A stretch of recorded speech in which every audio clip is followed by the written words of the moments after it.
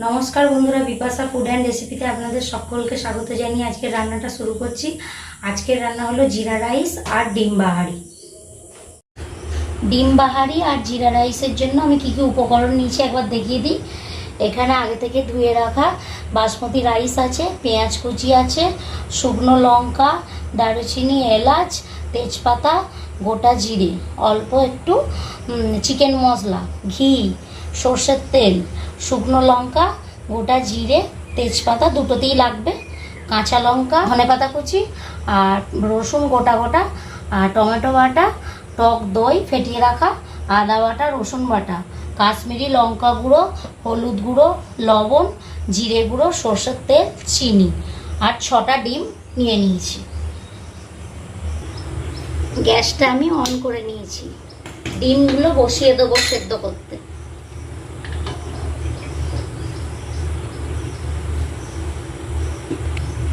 ডিমের মধ্যে অল্প একটু লবণ দিয়ে দেবো যাতে ডিমগুলো তাড়াতাড়ি সেদ্ধ হয়ে যায়। এবারে আমি এদিকের ওভেনটা অন করছি, রাইসটা বসিয়ে দেব।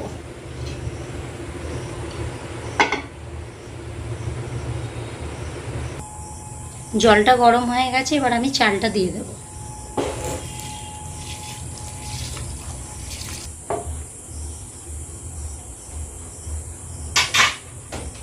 এবার আমি অল্প একটু সাদা তেল দিয়ে দেবো যাতে ভাতটা জড়িয়ে না যায়।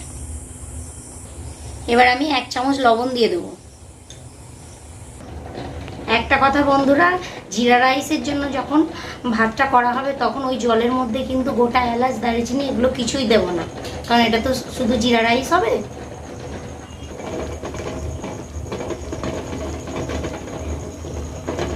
ডিমটা সিদ্ধ হয়েই এসেছে, এবার আমি নামিয়ে নেব।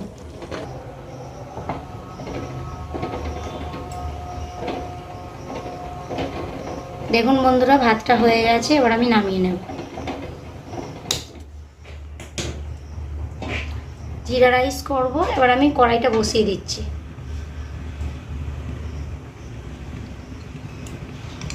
কড়াইয়ের মধ্যে 2 চামচ ঘি দিয়ে দেব।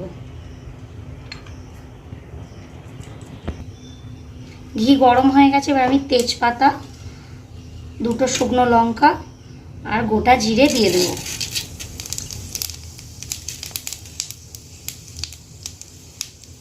দিয়ে ভালো করে ভেজে নেব।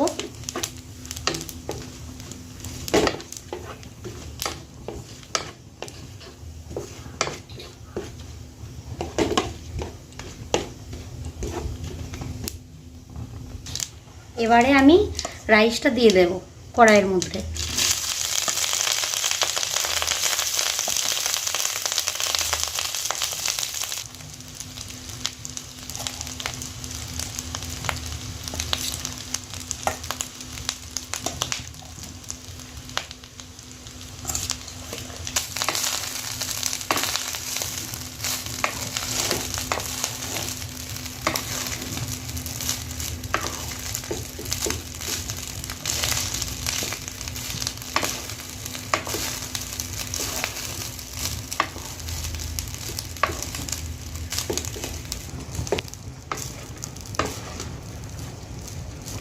তখন আমি 1 চামচ লবণ দিয়েছিলাম, এখন আর 1 চামচ দিয়ে দেবো।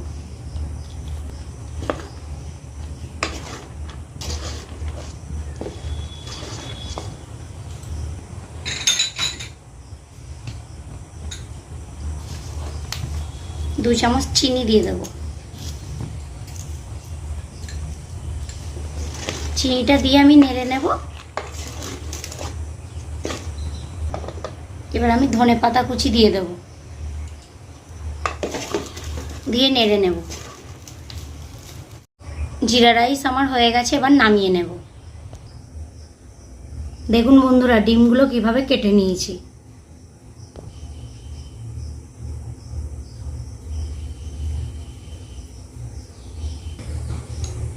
কড়াইতে আমি সরষের তেল দিয়ে দিচ্ছি ডিমগুলো ভেজে নেওয়ার জন্য।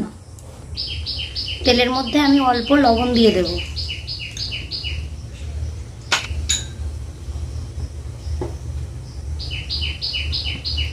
এবার হলুদ গুঁড়ো দিয়ে দেবো, অল্প কাশ্মীরি লঙ্কা গুঁড়ো,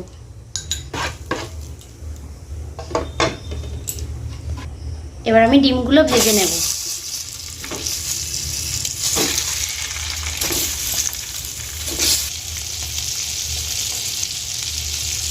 ডিমগুলো ভাজা হয়ে গেছে, এবার আমি তুলে নেব।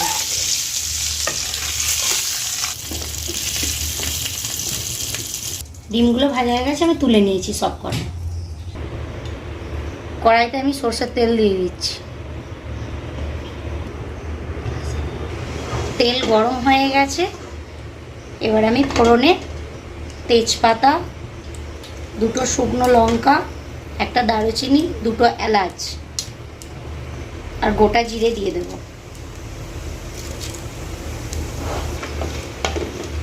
দিয়ে আমি মশলাটা ভালো করে ভেজে নেব। এবারে আমি কড়াইতে পেঁয়াজ কুচিটা দিয়ে দেব।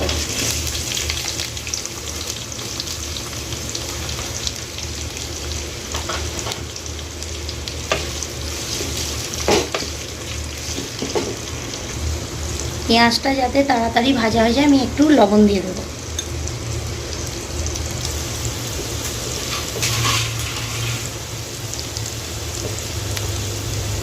দেখুন বন্ধুরা, আমি দুটো গোটা রসুন নিয়েছি। তখন একটা কথা বলা হয়নি, রসুনের ওপরের খোসাটা একটু তুলে নিয়ে সামনে পিছন দিকটা বাদ দিয়ে ভাজবেন।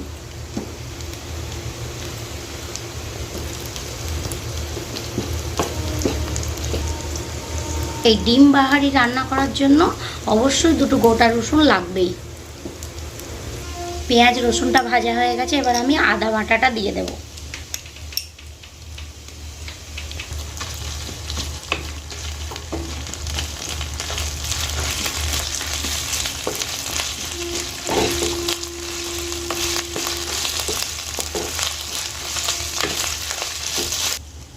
এবার রসুন বাটাটা দিয়ে দেব।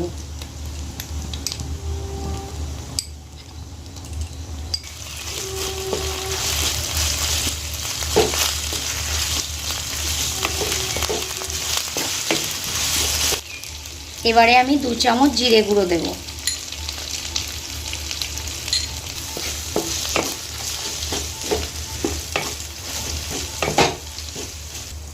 এক চামচ হলুদ গুঁড়ো, 4 চামচ কাশ্মীরি লঙ্কা গুঁড়ো দিয়ে দেব, কারণ এটা একটু ঝাল ঝাল হবে। আর কাশ্মীরি লঙ্কা গুঁড়োয় ঝাল অল্পই হয়, লাল কালারটা বেশি আসে, তার জন্য আমি কাঁচা লঙ্কা শেষে দিয়ে দেবো। 1 চামচ চিনি দেব স্বাদের জন্য। এবারে আমি বেটে রাখা টমেটোটা দিয়ে দেব। নেড়ে নেব ভালো করে।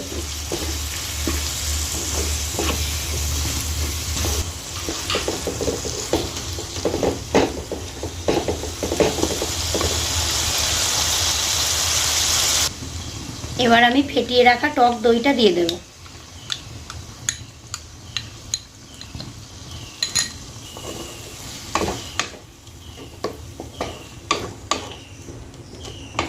টক দইটা দেওয়ার পর আঁচটা একটু লো আঁচ করে দিতে হবে, নাহলে দইটা কেটে যেতে পারে।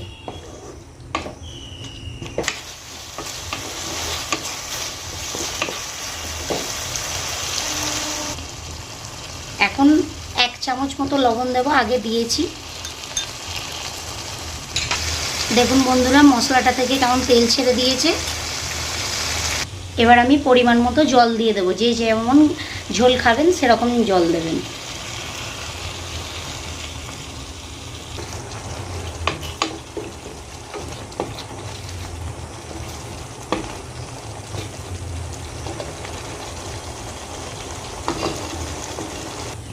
এবার আমি চিকেন মশলাটা 1 চামচ দিয়ে দেবো। আমার কাছে অল্প ছিল তাই 1 চামচ দিচ্ছি, আপনারা চাইলে 2-3 চামচ দিতে পারেন।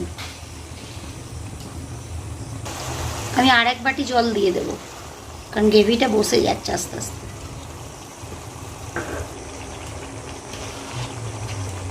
মশলাটা ফুটে গেছে, এবার আমি ডিমগুলো দিয়ে দেবো।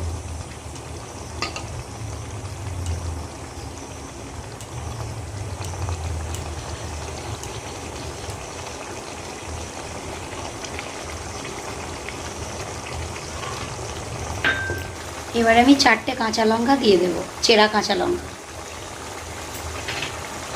ধনেপাতা কুচিটাও দিয়ে দেবো।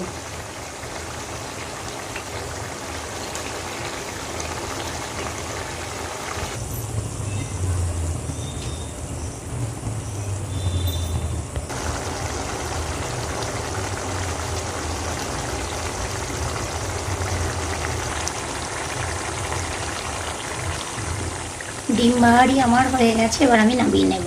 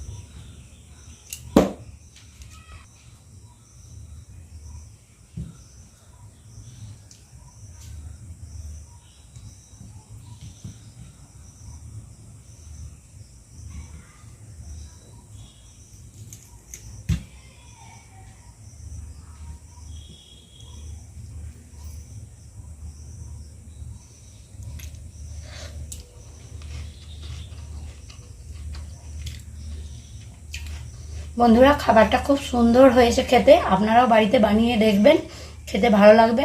আজকের মতো এখানে ভিডিওটা শেষ করছি, পরের আবার ভিডিওতে আবার একটা নতুন রান্না নিয়ে চলে আসছি।